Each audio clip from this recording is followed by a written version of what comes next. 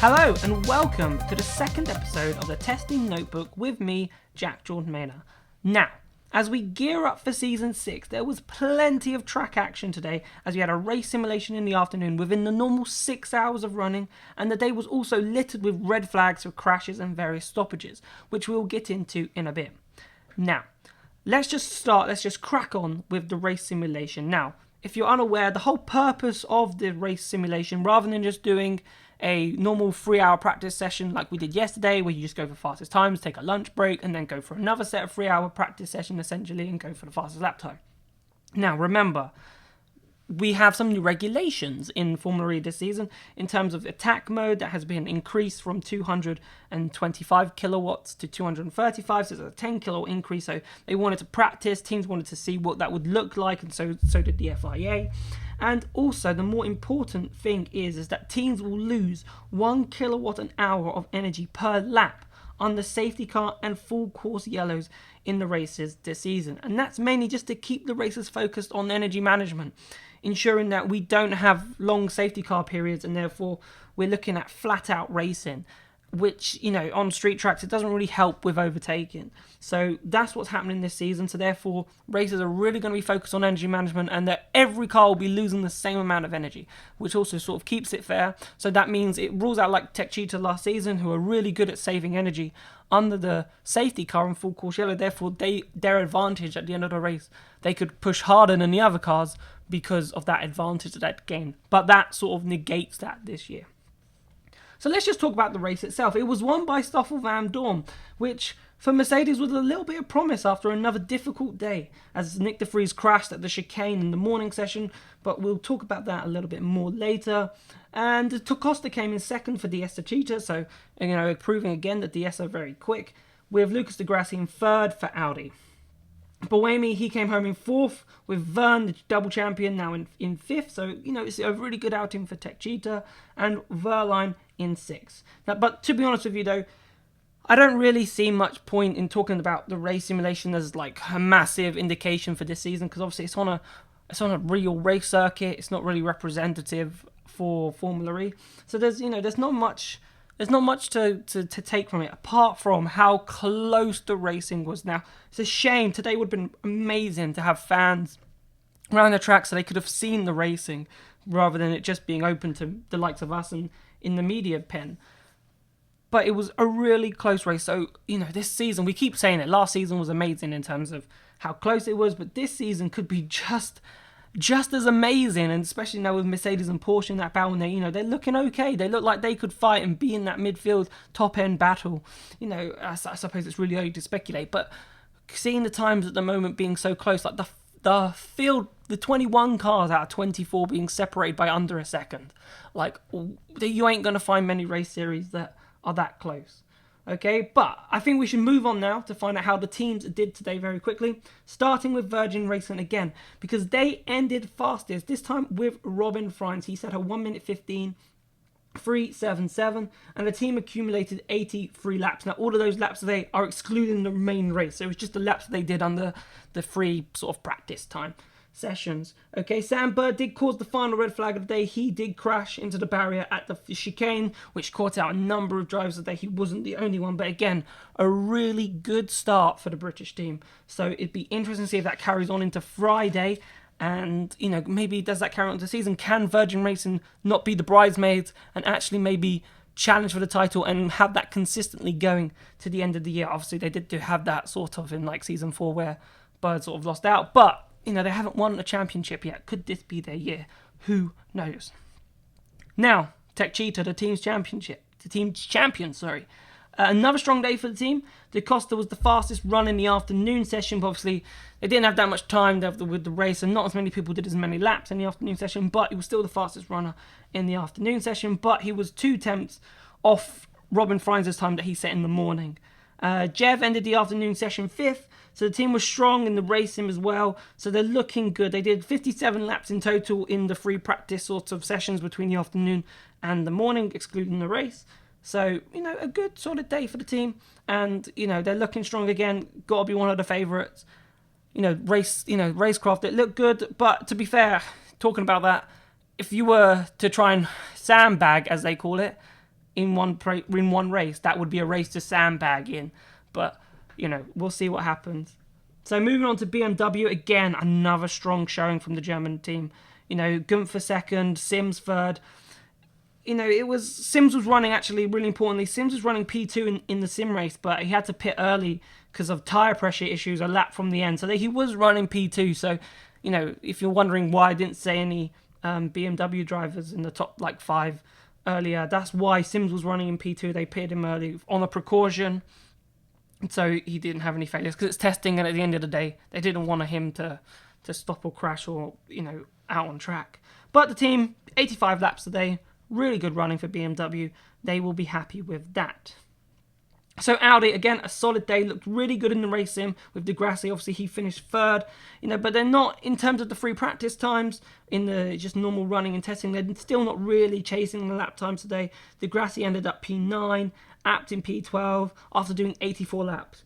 Oh, and Abt, he did stop out on track once, but it was nothing serious. He did cause a red flag, but the team said it was a precaution. I think he clipped the exit of the wall, maybe on the pit lane after the chicane, and the team just told him to stop the car, which did cause a red flag. But afterwards it said nothing serious. They just saw that he, on the telemetry, he'd touched the wall, and Abt reported it on the radio, and they just told him to stop the car. Mercedes, so we've already touched on them. So De Vries crashed in the morning at the chicane, so he hasn't had that most amount of running, obviously, for the F2 champion. He missed a lot of running in the morning. Yesterday he missed some running in the afternoon today, and so not the best start for De Vries. But it'll be interesting to see. The pace of Mercedes looked a bit better today compared to yesterday. So let's see if they can build on that for Friday. But Van Dorn, as we said, he won the sim race, which was really real positive signs. And they did a respectable 59 laps a day combined from De Vries and Van Dorn.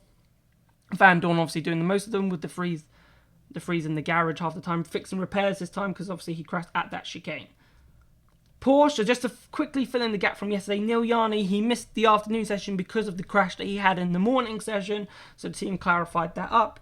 So that's why he didn't get out. They didn't really say it earlier, but this time at the turn 1-2 chicane, which I said had been catching so many people out, it was Lotterer's turn to hit it today. So he missed the whole sim race. He didn't even get out in the sim race. So, again, a lot of running missed by Porsche. And, they ended the day 20th and 21st. I know it's really difficult to read that much into it in the morning session. A second off the pace, which was pretty much where they were yesterday. I don't think they'd be happy with 20 and 21st. I don't think they'd be happy with that come Saudi Arabia. But as I said, it's a completely different track in Valencia than it is to here.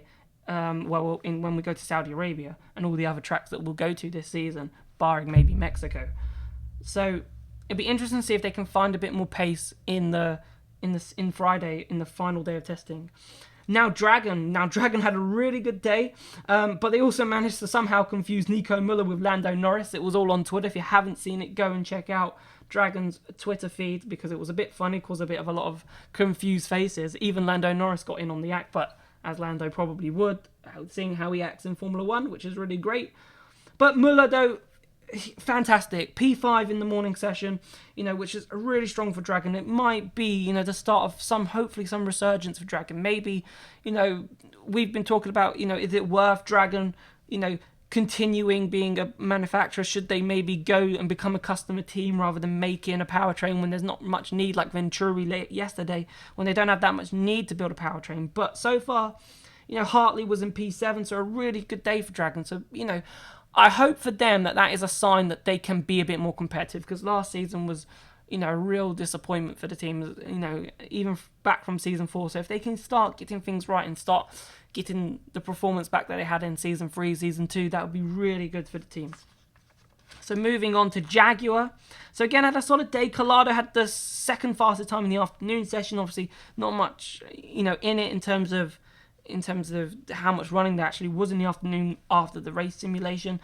But, a good time, that his time probably put him around P11, P12 for the running. Mitch was P8 in the morning session. So the British team still had a good day. They're still there or thereabouts. It'll be interesting to see if they can, push a little bit further forward on Friday. Mahindra, so D'Ambrosio, he caused a red flag. He came to a halt in the morning session. Again, not really explaining too much why. He just came to a stop. Maybe just precautions as well. Pascal Wehrlein in the sim race actually did lead the race, but he fell back. So he was leading the early stages, but then fell back to 6th. So an okay day. Hopefully, I know knowing Pascal that he won't enjoy that if that was the natural race, but maybe there was some sort of issues, or they didn't want to run out front too much. They maybe wanted to get some data in the midfield. You never know. Strange things. It's only a test race. I would be. Maybe you'd want. I don't know. Who knows what? Who knows why? Maybe he dropped back. Maybe the pace just wasn't there. But overall, again, maybe not chasing the lap times as much.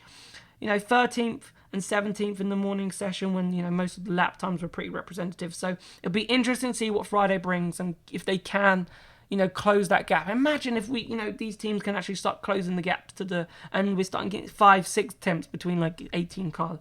That would just be immense. Okay, so moving on to Venturi. Venturi, they had a gearbox trouble, so Massa, he caused another red flag in the morning session.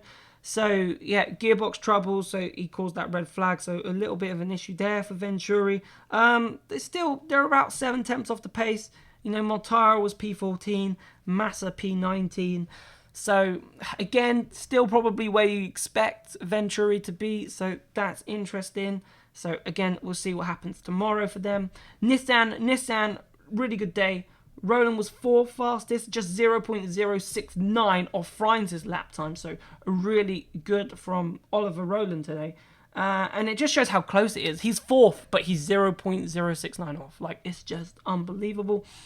Sebastian Buemi was 11th fastest overall, but 4 attempts off Friends' pace. Like, 4 attempts and you're in 11th place. Like, that is just unimaginable. Well, I suppose it's unimaginable, but it happened, so maybe it is unimaginable. Well, whatever, even if I can get my words out.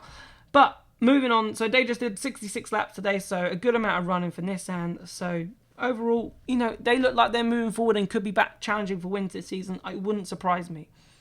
Neo, ending up with Neo last team. Another difficult day. They were the slowest runners in both the morning session and the afternoon session. And it's worrying for Neo. I think they're heading for another learning year to see, and it's interesting to see what these new owners could do in terms of how they're going to move the team on. And, and I don't think you're going to see much of that now till season 6 with season 7 now for Neo. So, which is actually really quite sad to say at this early stage. It's worrying. Let's hope that they can actually move forward on Friday, but it is worrying times for Neo, but it'll be interesting to see what the new owners might do in terms of moving that team forward. But that's everything for today. So no testing tomorrow. So we'll be back on Friday for the final day of testing ahead of the new season. That's it. Come Friday, no more testing. Cars get packed up. They go to Saudi Arabia, and we won't see them again till the end of November, which is just crazy. And it's just such a little amount of testing at the same time. But if you really enjoyed this episode, please give it a like. If you're loving the new content, please give it a subscribe. There's a lot of people behind the scenes working so hard to produce these videos to try and make them better. So it'd be great to give a thumbs up if you like it. If you want us to improve on something, let us know in the comments, because we're always open to suggestions and how we can always improve our content. So I suppose that's it from me. And I will see you on Friday. Have a good day.